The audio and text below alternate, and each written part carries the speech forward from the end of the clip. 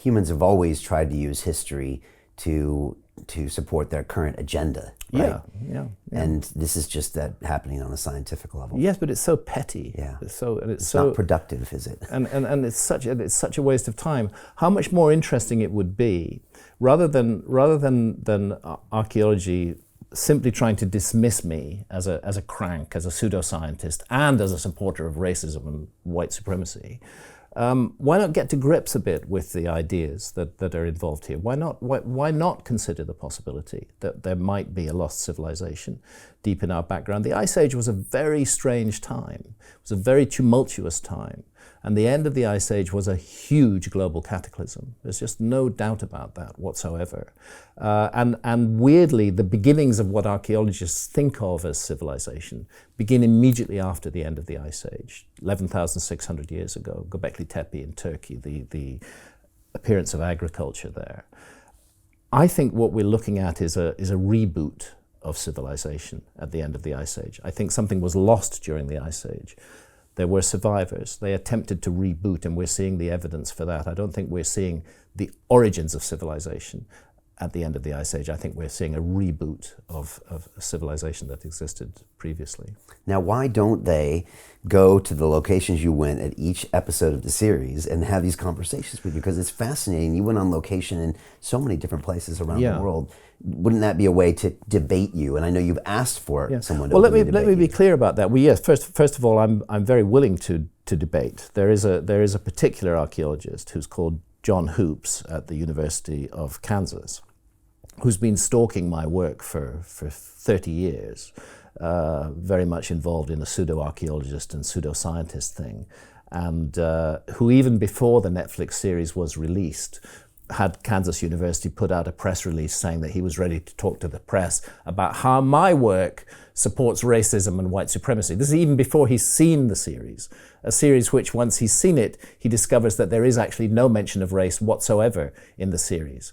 Then he claims to know my mind and says that Hancock is simply cleverly disguising his racist views by not mentioning him. So whether I mention race or not, he's determined to label me as a racist and as a white supremacist. Now, when I was on the Joe Rogan Experience with Randall Carlson and Joe a few weeks ago, Joe suggested why not have a debate, and we've done a debate on the Joe Rogan Show before with Michael Shermer, which was quite an interesting debate actually. Yeah, it's good. And we put out that call, but it became clear to me that the majority of archaeologists who'd responded to that call were not people who'd been engaged with my work, were not people who had been following my work for 30 years, who pronounced themselves in a press release as an expert on my work, and who'd labeled me as a racist and white supremacist. So my feeling was the person I want to debate live on the Joe Rogan Experience in front of millions of people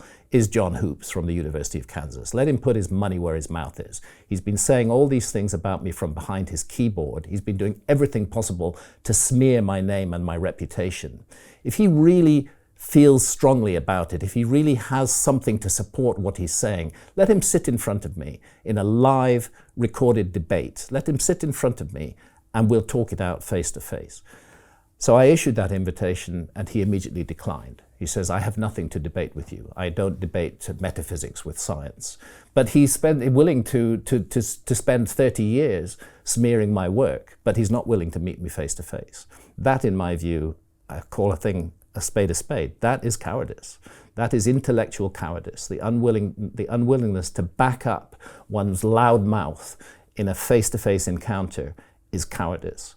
And I'm not going to debate any other archaeologist live on Joe Rogan's show. The moment that John Hoops, my principal critic, chooses to come out of the shadows and meet me face to face, I will debate him on the Joe Rogan Experience, and Joe has made that platform available for that. But I don't want any of these other minor figures who are simply trying to ride off my reputation to boost their own profile. I want the main antagonist, and that's John Hoops from the University of Kansas, and John Hoops from the University of Kansas is a coward. And I would say, John, if you're watching and listening to this, you probably will, is that you'll get a fair shot on that show, and Absolutely. Joe's had you and Shermer before, and that's actually probably one of the fairest places you could go and have an open-ended debate where you could talk for 2-3 hours and really get to the heart of it. And it's probably the best chance you would have. Exactly. If John Hoops believes so strongly in his own position, he's got an incredible opportunity to put it forward there. He's got the opportunity, if he's in a strong position, he's got the opportunity to defeat me in a debate, to do a great service for archaeology, which he claims to be doing. But he won't do it.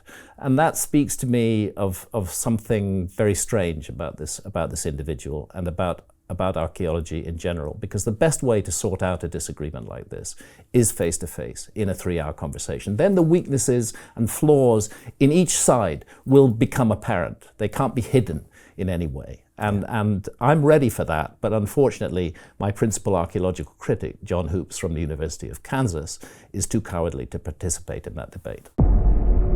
The greedy bankers are about to do it again. In 2008, they crashed our financial system and nearly bankrupted the entire global economy. Then they received trillions of dollars in government bailouts. And after, they demanded fat bonuses paid for by you, the taxpayer. It turns out the banks haven't just been screwing the American taxpayers, they're also screwing over their investors. Turns out the banking industry is the worst place you could put your money, despite enormous taxpayer bailouts. Now the bankers are back to take away your financial freedom. They lie and tell you that cryptocurrency isn't safe. They try to make it illegal for you to choose how to invest your hard-earned money. They lie and say cryptocurrency is used by money launderers and criminals. But look at the record. It's the banks themselves that launder hundreds of billions of dollars every year to the biggest criminal operations in the world. Leaked documents have revealed how some UK banks have helped criminals, money launderers and Russians under sanctions. American authorities discovered that the Sinaloa cartel moved $881 million through HSBC accounts as bank officials turned a blind eye to the illegality. The bankers lie and say cryptocurrency is not a real investment. Meanwhile, the smartest CEOs in the world are buying billions and billions of it. The truth is that banks lie about cryptocurrency because it makes them scared. The banks take $9 trillion per year of your hard-earned money, and they are worried that they will finally be exposed. They're scared because crypto means they can no longer control your money, which means they can no longer control you. They are scared because you might actually understand your money and intelligently decide what to do with it. Now is the time for us to come together, fight back, and take control. It's time to educate ourselves, our families, and our communities. Because financial education means financial freedom. We know that cryptocurrencies will help us build the new decentralized financial system of the future. A banking system that is of the people, by the people, and for the people. A banking system where access to finance is a fundamental human right. A banking system that is free and fair and welcomes all humans on this earth. The DeFi revolution is happening. We, the people, can no longer be fooled. We choose to take control of our finances. We choose to take control of our freedom. We choose to take control of our future. Join us, and let's take back our financial freedom forever.